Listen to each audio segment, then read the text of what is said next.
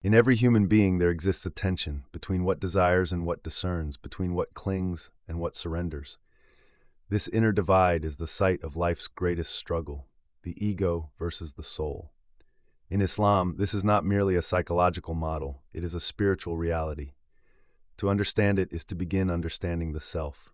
To train it is to begin tasting freedom. What is the ego? The ego, or nafs in Islamic terminology, is not inherently evil. It is the part of you that wants to be seen, to be right, to be safe, to be praised. It is the source of desire, fear, pride, and comparison. But it is not the source of true will. The ego doesn't will in the way the soul does. It reacts. It moves on instinct, not wisdom. It seeks pleasure and avoids pain, blindly, compulsively, and often destructively. If left untamed, the ego becomes a tyrant. It controls not only your choices, but your perception of reality. It defines your worth by the fleeting metrics of status, approval, and possession. But here's the mercy. In Islam, the ego is not to be destroyed. It is to be refined. What is the soul?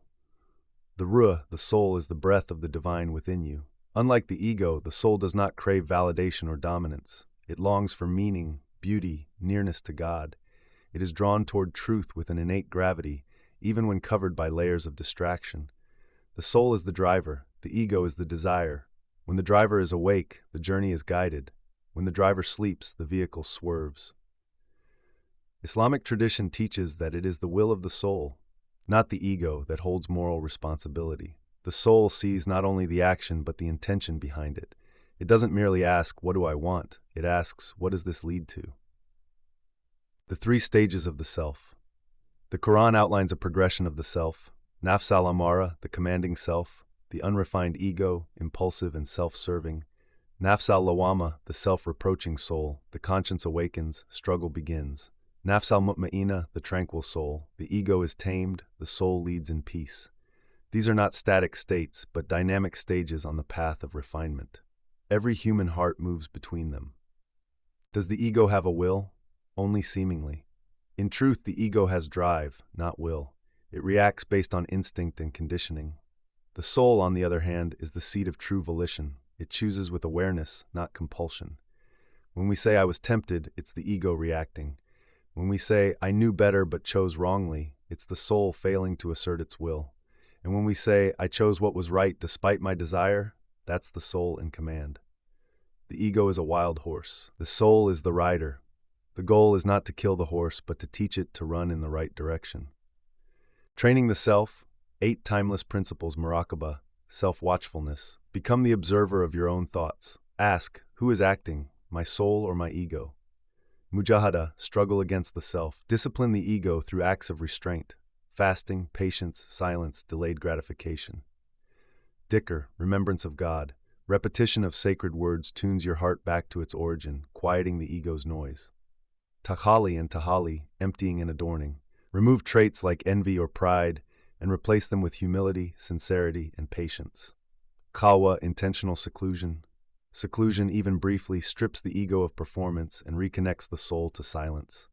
Suhbah, righteous companionship. Keep company with those who awaken your sincerity and soften your pride. Tauba, returning to God.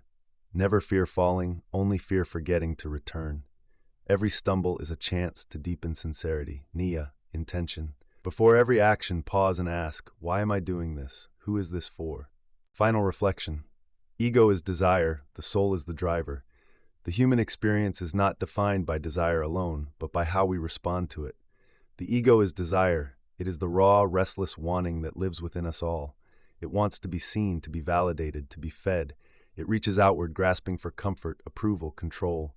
It is the heat in the flame, the hunger in the body, the voice that says, I must have. But the ego cannot steer. Desire alone doesn't know where it's going.